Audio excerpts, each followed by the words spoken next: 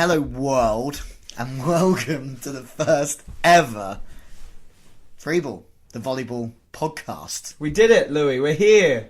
Can't actually believe that we got this far. It's taken a little while. Years almost. Yeah, 3-4 months. Feels like it. Yeah, it feels like it. But anyway, my name is Lewie Lett, and I'm a volleyball commentator, stroke coach, living in London, England. And I'm Cameron. I'm a teacher slash volleyball player from Australia. Travelled around the world to come here and play semi-amateur volleyball. A-star for effort. And you're also a Taylor Averill lookalike. Long-haired dude, run around in the nude. Sometimes we see you with your pants down at home games and away games. That's another one of the growing list of celebrities I've been told I look like. Alongside who else? Chris Hemsworth, Triple H. I got Rod Stewart once. I didn't understand that one. Oh, mate. I get Mick Hucknall. Mick Hucknall, do you know him? No. Lead singer of Simply Red, doesn't. Oh. Yeah, it's not Not a good. Is that a compliment? Not a good one. But yeah, Taylor Averill lookalike. Maybe we should get him on the show one day. Like, looking exactly the same. Crazy. I love that. But we are the Freeball Podcast. We are bringing you news and interviews from all around the world, updates of players and teams and everything that's going on in the world of volleyball. And for non-volleyball lovers out there, like my mum, she's even shorter than me, by the way. You can join the ride as well. We're open for anyone. We're open for business. We're looking to bring you some interviews, some news, reviews from the volleyball world, beach and indoor. And we're trying to get some of the biggest players on. We've got interviews from players from all around the world. We've got players from Russia, we've got players from China and Serbia, hopefully some Australians on here as well. Yeah, and we'll be looking to tell you some funny stories from our own team, because that's how we know each other, really. We both part of the same club, Flaming Six Aces. I'm a player. Yeah, and I coach the rowdy lot as well, and there's always a funny story to be told, which I'm sure that listeners, well, might have some empathy for, or they might even laugh at us as well. All right, well, Lewie, let's get into it. So what can we expect to be coming up on the Freeball Volleyball Podcast? We've got such a range of interviews with different players from different teams, men's and women's, beach and indoor. We've got interviews with the likes of Karol Kwosz, the Polish middle blocker who won the World Championships in 2014, but this year decided to take a summer off to rest his knees. Oh, man, so he missed out on winning the World Cup again? Yeah, he's missed out on retaining the title. And it's a great interview, really, because it's highs and lows, and that's what sport's about. Like a roller coaster. 100%. We've got Lonneke Slootjes coming on the show as well. The Dutch opposite spiker, who's right up there with the best players in the world. Her national team coach, Jamie Morrison, said earlier in the year at the World Championships, or last year even, that she was in the top 3 players. So you'd think that Slootjes nowadays is alongside the likes of Bošković and Zhu Ting as well, who's the Chinese outside player, who's just a different class. Brilliant.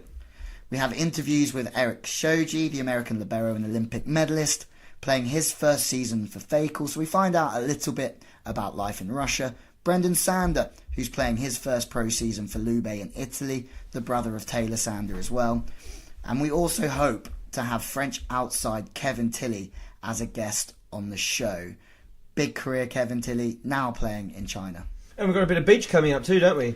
For sure, mate. We've got Anders Mol and Christian Sorum, the Beach Volley Vikings stroke destroyers, hopefully are coming on the show. I was supposed to see them in The Hague last weekend, but they were super busy. But they're coming on, they've assured us, and that would be awesome. Man, they got gold in Stade, gold in the European Champs, gold in Vienna, which I was at, and the World Tour Finals in Hamburg with a gold in Vegas, the Vegas FIVB 4-star. They're absolutely flying. That's crazy. They didn't quite have the result that they wanted in The Hague, but it's a bit of a wrong time of season, and there was potentially some illnesses in their camp as well. We're also hoping to get interviews with the likes of Casey Patterson, and also Sam Pedlow has agreed to be on the show. So we're hoping we get some big names in theory joining us. Other big names discussing big topics is going to be massive. But what we're looking at is trying to get athletes from as many different nations on the show, and maybe we'll just keep adding to our list. Man, it's going to be a lot of fun. As well as that, we want to hear from all of you. We want to hear your opinions, your thoughts. What's going on in your volleyball team? How are your players going? Is there anything that you are noticing about world volleyball as well? Jump on to Instagram, Twitter, Facebook, and search Freeball, the Volleyball Podcast, and you'll find us on all of those platforms. Yeah, tell us what you like, tell us what you don't like, but just have an opinion and use us as a place to voice it. Easy. Just don't turn up at our house. No, please don't turn up at our house. All right, so what do we have in store today? Day 1, episode 1. We've got to go in with a bang, haven't we? We've got a massive guest in Tijana Bošković. The 21-year-old Serbian opposite player is currently, maybe, pound for pound, the best player in the world for not only women's volleyball, but men's as well. A silver medalist in Rio at 2016 Olympics. And last year, 2018, was a fantastic year for Bošković, winning the World Championships in Japan with Serbia. We managed to catch up with Tijana Bošković just a month or so ago at the World Club Championships in Shaoxing in China. Firstly, Miss Bošković, welcome to our show, Freeball, the Volleyball Podcast. This is a real honour for us, so thank you for making the time. Thank you for calling me. No, it's our pleasure. I'm just going to run through a couple of things. Okay, so you're 21 years old, correct? Yes. 2018 Women's World Champion. 2017 European Champion, 2017 World Grand Prix Bronze, Summer Olympics second place in Rio 2016, silver in the Women's World Cup 2015, 2014 European Junior Champion, at club level FIVB World Club Champion, CEV Cup Champion, 4 times winner in Turkey with your club, and then you have so many individual awards, 2018 Best Player in Europe, 2018 MVP at the World Championships, and then another 10. Yes, you're right. At 21. Did I miss anything? I think no. Maybe we should repeat again, but I think you said everything. How does it feel to be you? Really, I'm so happy and honored to achieve all this success in this age. But I'm still young, and I think in future I can be even better and make more great results. Your name now is obviously Tijana Bošković, but you're known as The Boss. Really? I didn't know for this. No, it's new for you. Yes, but it's a big compliment. For sure. Do you have any other nicknames? No, Ticha. Yeah? Ticha, yes. Okay, so now on the show we call you The Boss. Okay, thank you. Nice. What a year you're having. We're going to talk about the World Championships in just a moment, but you are undefeated at club level. You haven't lost a set, and you're playing really well here. How's it going for your club at the moment, having a good season? Yes, this is my 4th year in Azajibashi and my 3rd consecutive World Club Championship with Azajibashi, so I'm happy to play this competition again. I think we started very well. As you said, we didn't lost any set in Turkish league, also in here, so I hope we will continue like this. Yeah, I agree, and you're part of really, yourself and Vikif Bank both have dream teams. So Yes. How does it feel for you to play with the likes of Larson and Kim? It must be quite inspiring for yourself to play with people that you can look up to playing the same team. Yes. Through all these years in volleyball, I had a chance to play with many big and great players. This year we have a good team again, and we have some new players like Kim, also some Turkish players, Gamze and Lauren from US, of course. And I think we can make great results. Yeah, I think so too. And the effect that, it's a personal opinion, but the effect that you guys are having on Turkish volleyball is amazing too, because now the national team is playing so good, and I think it's because of the league, if you ask me. So I think it's Yes, I think you're right, because during the year, more than 6 months, we play Turkish league, so we have many hard games, and I think it helps us to be good in national team after, but also against national team we go to the club, so we are, all the year we have one high level of playing volleyball. Just keeps going and going. Yes, And Turkey's the place to be. Let's talk World Championships. When you went home, have you now got superhero status? Not only me, all the girls, of course, and staff. People followed from the first game until the end, and when we came back, they were so proud of us, so happy to see us again, and it was one amazing feeling. I can imagine. I cannot describe I loved my world. words. words. Following you, and it was just great to see after Rio that you had that moment as a team Yes. to really celebrate and feel and have that feeling. I have no idea what it's like. I can It's only amazing. imagine. But It's amazing. it was great to be there. It was a very close final.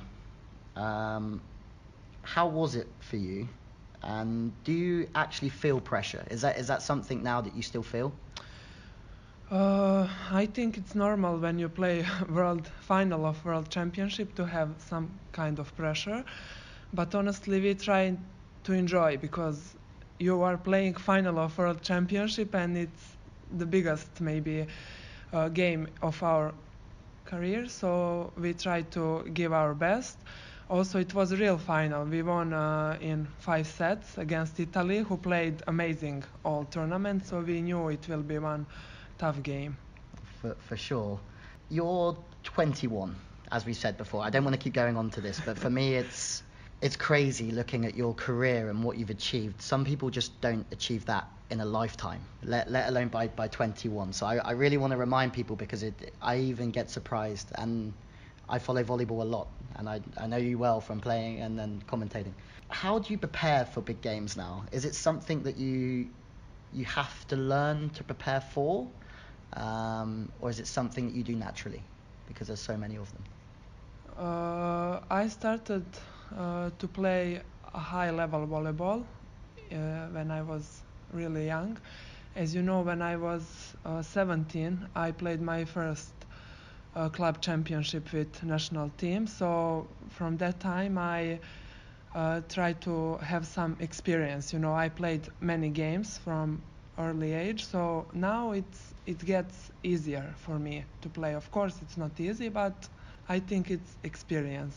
It's normal, isn't it? Yes, now it's more normal. And I think that experience isn't defined by age; it's by doing. Yes. And the more that you do, the easier things. I think so. Easier things get. Just going back to pressure, I'm very intrigued by pressure. You're going to get set a lot of balls. You know that. Yes. But how do you deal with that expectation of being a point scorer and being the person that people look to score? My position is like that. They always expect from me to make, points because I play opposite spiker. So okay, it's not easy, but also I have lot of help from my teammates. We support each other. Volleyball is team sport, so I think support inside of the team is very important. And also I think my position is, difficult as libero position or setter. We all have one role that we have to play, so Yeah, the sport's very different, isn't it? Yes. Depending on what position you play, Yes, it's yes. a completely different. I'm currently hitting myself on the head to suggest that it's a different mindset depending on that, and that's what's impressive about your team. In the middles, you're so strong, and that helps you so much because when the setter is using the middles, it helps your job. exactly, yes, as you said. I want to know, or we want to know, about the beginning. How did you start? Did you choose volleyball, or did volleyball choose you? And what's the journey been like? Because there's still such a long way to go, and we know that you haven't. I personally don't think you've achieved half of what you're going to achieve. But until now, what's the journey been like? I was born in one small city in Bosnia and Herzegovina, and I didn't have many options because there wasn't many sports for the girls. And first I played karate. Maybe you didn't know this, yes. But after, I have older sister and she was playing volleyball before me, so with her I started to go to volleyball practice and I really liked it, so that's why I started to play volleyball, and I understood it's my, I can say maybe love. I loved volleyball, so that's how I started. And then who spotted that you had talent? Who was it that said, do you know what? Tijana's the one. I don't know. We had, I changed many coaches in that time, and we had many school competition after some, country competitions, and they just saw me. They were interested of me, and after, when I was 14 years old, I moved to Serbia. I played there 4 years, and after I came to Eczacıbaşı when I was 18. I can imagine being a coach when a tall left-handed athlete comes into the gym. I would get pretty excited too if you were a youngster. Thank you. It's the dream. What's your secret? What would you say has been the secret of you being successful? For me, there is no secret. Honestly, there is no any secret. I'm just trying to give my best, honestly, every day, and of course to enjoy, because I really love volleyball and I enjoy to play in national team here in Eczacıbaşı, and I think volleyball gave me many opportunities. Yeah, and if you enjoy it, you're always going to work hard at Yes. something. Have you ever felt that it's not your pathway, or are you because it's very busy? Has there ever been any doubt in what you do or how you do it? No. Of course, sometimes I'm sad that I don't have much time off to spend with my family, with my friends, to do something that I like. But as I said, it's not hard for me, really, because I enjoy, I also like my teammates, my team, so it's not difficult. You mentioned your family. Yes. How often do you manage to see them? I imagine that's quite tough. I don't have too much time in a year, because as I said, after club season we go to national team and it's going like this. But every free moment I'm trying to go and see them. Also, they are coming during the season to visit me, so yes. They must be very proud. Yes, they are proud. You mentioned you have a sibling. How many siblings do you have, brothers and sisters? I have older sister and younger brother. Amazing. That's Yes. volleyballers still? Sister is volleyball player. She plays in Turkey also, and I have a younger brother who is basketball player. Just a family. We are sports family. Is that quite competitive or now very just supportive? No, of course, it's only supportive. What's there left for you? When you look back on your career, you've done so much. I know that you haven't quite done everything, but what would you look back on when you're 40 years old and go, I wish I would have done?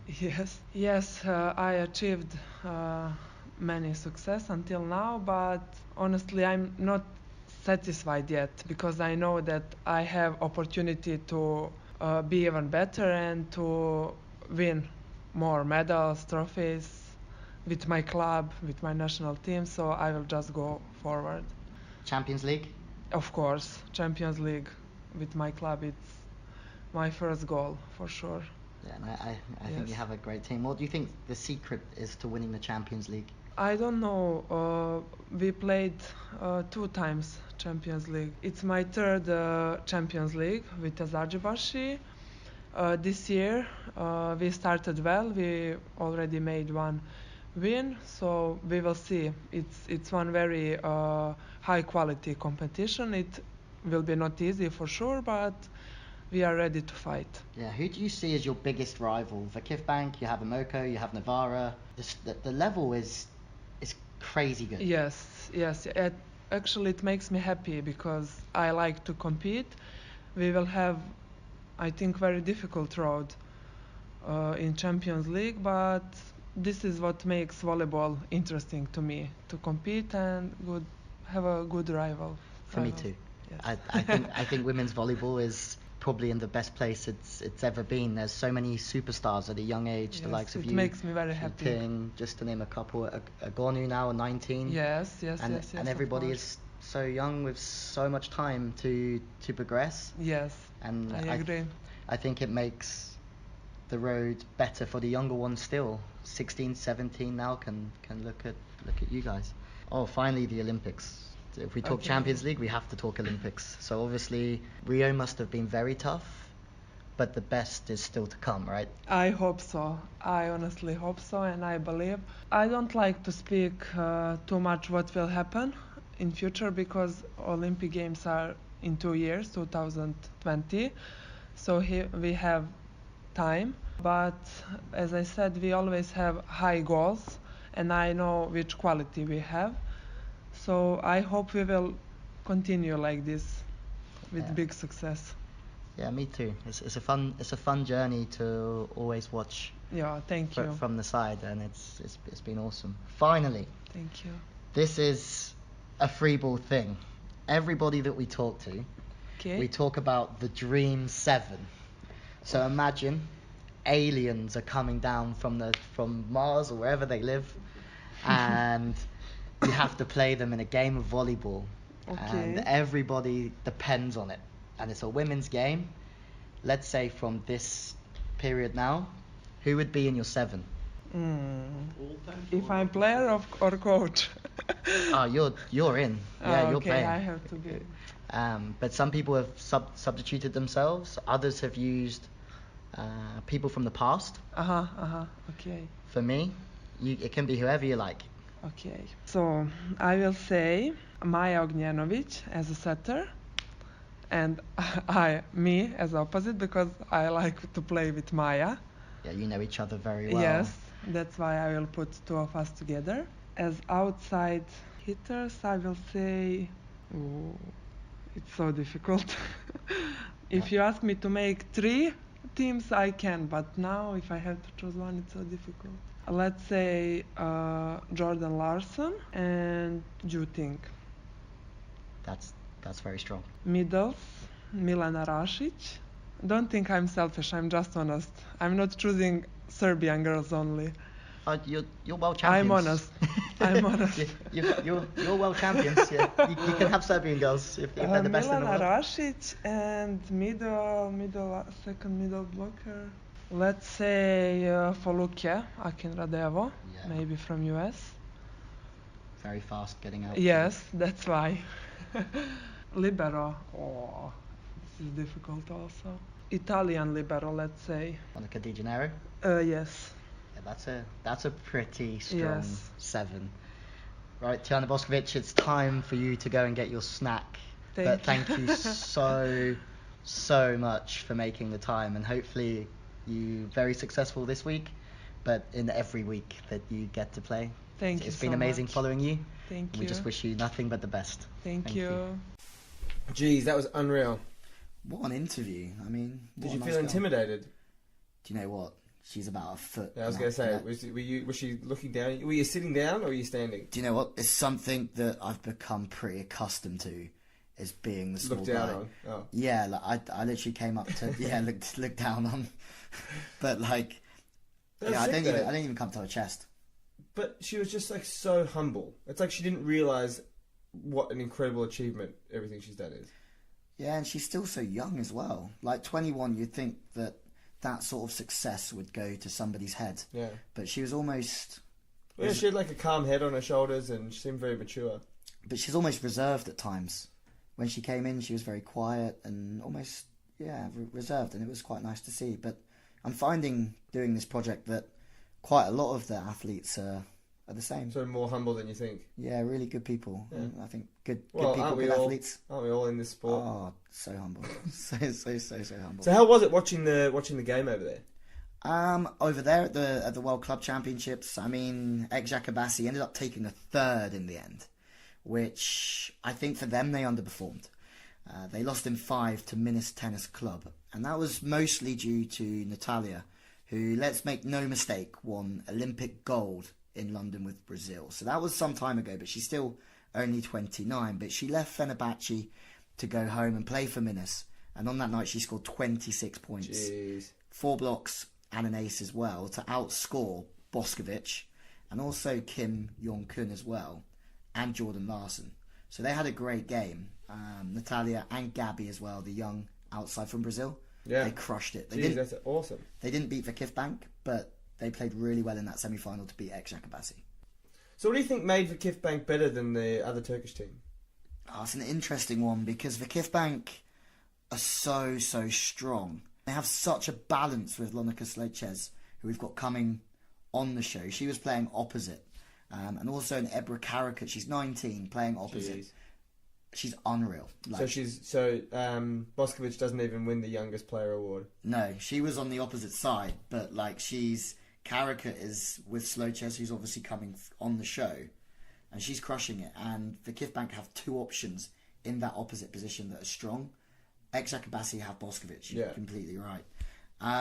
But they also, Vakif have a Serbian middle in Milena Rasic, who just holds the team together, alongside Kelsey Robinson, who passes, swings so well. She plays libero for the USA, but she was impressive point scoring, playing on the outside. So, you guys talked a lot about Serbia being the world champions. Like, what was that like? The World Championship's crazy, and Bošković was such a big player in that team.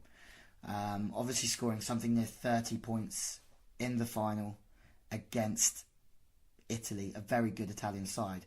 But it's not just her point scoring, it's the way that she contributes on the backcourt. Like, she's the first on the floor diving for balls. She's great in the block. Which is not always easy for opposites. Yeah. And sometimes you need to cut a bit of slack to the opposites, because they're tall and it's a long way down to dive. Yeah, well, she does it pretty well, mate. Maybe you should be taking some notes. But yeah, she's just got this all-round aura about her. And without her, they're not the same team. Yeah. That's for sure. They haven't got the same... Well, they lost the 2 games that they didn't have her in. Yeah. The 2 games that they rested her... It didn't work, obviously. They lost. Even though Ekşakabasi were a little bit inconsistent throughout the World Club Championships, their form in the league has been unbelievable. 11 from 11. They've only dropped 4 sets. And as we go into the second half of the season, they have a clear advantage over Turkish rivals for Vakif, but also they're their main rivals in Istanbul and potentially the world as well. They beat them at home. So now they lead Vakif at the top of the Turkish division by 1 win and also 4 sets. So Vakif have it all to do in the domestic campaign. But Turkey yet again shows us that it provides the most excitement alongside Italy in women's indoor volleyball. Top players, top teams, you're going to have to keep an eye on Turkish volleyball throughout the rest of the season. It was really funny hearing her talk about like her goals when she's already won the world champs. Like, there's the world champs and the Olympics, and she's already won one of them, like one of the biggest tournaments. But that's the biggest one, surely. Yeah. They came second to China in 2016, and now China are not as strong. But in Langping, she's always planning for the future. Yeah. Like, she is the master of knowing when the big competition is coming. She has 4 years to plan, and on that day she can make it happen. That sort of leads me to my next question. Can they keep this going until the Olympics? Now, right now, they're the best team in the world, Serbia, but that's another 2 years almost, or a year and a half. And things can change, players can retire, new players can come in, dynamics can change. Do you think they can maintain it to the Olympics? I think they have the quality for sure. Like with Bošković at 21. Are you saying this team as it is right now? Yeah, I so think... then, would that depend then if it changes, if there's any lineup changes? I think what makes Serbia the best at the moment is they have Bošković playing opposite. Yeah. I think that's... And Ognjenović. And you've got her, and because she's so young, touch wood, no injuries, she's locked in. And she won't get any worse. She's locked in for the next 5, 6, 7 years. And on the other hand, on the other flank, you have Mihailovic, who's also a point scorer as well. So they split the net really, really well. They have good middles. And Italy, though, they're the biggest threat at the moment. The Italian side with Agonu, who's just turned 20, they have Agonu on the right, Sia on the left, and then they have Bazzetti as a passing outside player. And they have great middles as well in Triciella and Danesi. So they're between the two of them, it's going to be very, very close. But China could be there at the Olympics as well. The USA, you can never count them out. You can never count the USA out, and you can't count Brazil out either. But I think they're going to struggle for sure. Well, it's going to be interesting to follow the story, follow the build up, and see how it looks. See the qualifiers and stuff. It's going to be brilliant. It's going to be unbelievable, and I really feel that Serbia, they can do it, but it's not going to be easy, and China will only get better. I think they're a little bit quiet on the opposite position at the moment, but they will get better. That, yeah, unbelievably so. I loved your talk about her Dream 7. I love the way you described it. It was like Space Jam for volleyball. Maybe we should make that movie. Yeah. Is there a market for it? The volleyball Space Jam. Who would star in Space Spike. Who would be Michael Jordan in that? I imagine, I don't know, a Zaitsev or or Bruno. Oh, Bruno, someone like that. We could go to the beach and get Mole and Sodom in, and that would be awesome. Yeah, the Dream 7 is something that we want to bring to the party here on Freeball, the Volleyball Podcast, because I think it's interesting. It's interesting to see what people think of like players in the world at the moment, and how much they know about all the players and stuff. And it also she was really considered about the team she picked. Yeah, she didn't want to hurt anyone's feelings, that's for sure, did she? She was very, very reserved again. But what I'm finding with this is that everyone is. Nobody knows the answer, and they all think they could pick about 5 different teams. But what you also find about the Dream 7 is you find out what people value. Yeah. You find out whether people like teams with good reception, whether it's good out-of-system spiking, which is what Lewie are indoors this year with big outside spikers, or maybe... yeah, they just want a nice balanced side. Quick middles. Do they want big middles, point scoring middles, or do they want blocking middles? One of each. It'll be interesting once we've got like a whole bunch of people to see if there's any overlap. Like if the same one of the same middles is coming up over and over, or one of the same setters is coming up. Like it'd be funny to see how many of them are picked more than once. For sure, and there is for sure. Yeah. But Bošković went for Bošković, Ognjenović, and Rasic. All from Serbia. So that's your opposite player in Bošković. Ognjenović is the setter. Larsen and Zhu Ting on the outside. That's very stable, but they score points as well. And they're both very good passers. Akin Radeu, the middle from the USA, as she mentioned, very quick. As I meant, actually. Yeah. Managed to get that one in. Impress her with your volleyball knowledge. Yeah. Managed to get out very, very quickly. And then Monica Di Janeiro was the libero. So what do you think of what she picked? Would you have picked the same players? Would you pick someone else? Would you sub any players in for the ones that she's chosen? Let us know what you think of Bošković's Dream 7. Yeah, because every Dream 7 is going to be something different. It's going to be a dream. Everyone's got an opinion in volleyball. That's something that I've learned over the years. Well, that brings me to some of my final thought. Why are you into volleyball? What's gotten you into it? Me personally? Yeah, what do you like about volleyball? Oh, mine's a family thing. My granddad was a referee internationally, and my dad a coach as well, international level. My little brother plays. My older brother played. Do you like it though? You're not just doing it because your family does it. I do love it, but it has its moments, for sure. But without it, I think I would be a lot less fulfilled. What about you, Cam? Well, same thing. My brother played, and then I started playing, and then just played in local teams and played with mates and stuff. It was such a good sport. I found it really good, especially coming over to London, because the community was big enough that you could meet a bunch of people, but not so big that you get lost in it.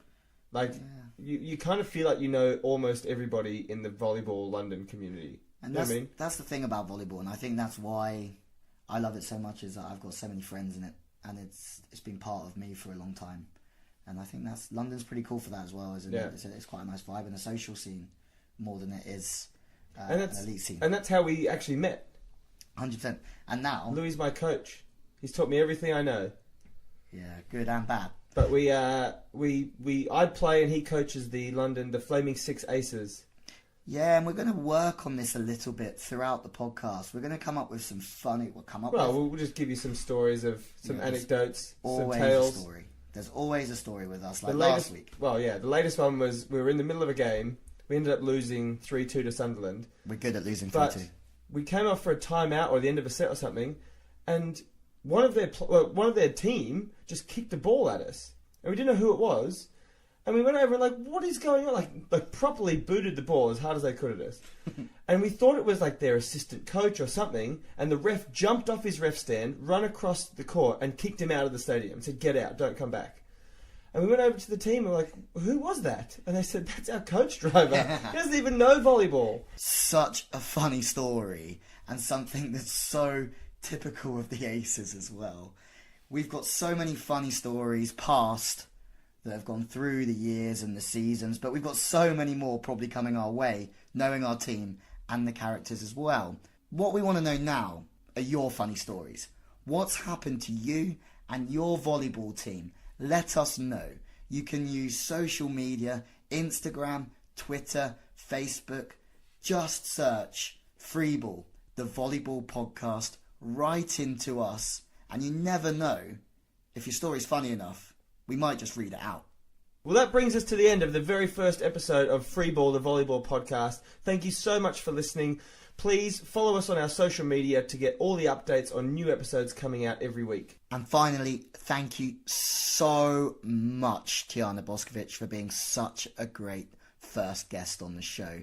Also, thank you to Samal from Ex-Jacobassi, who worked really hard in setting that interview up. But from us, I've been Cam. I've been Lewie. I'm also here. Hello. That's John.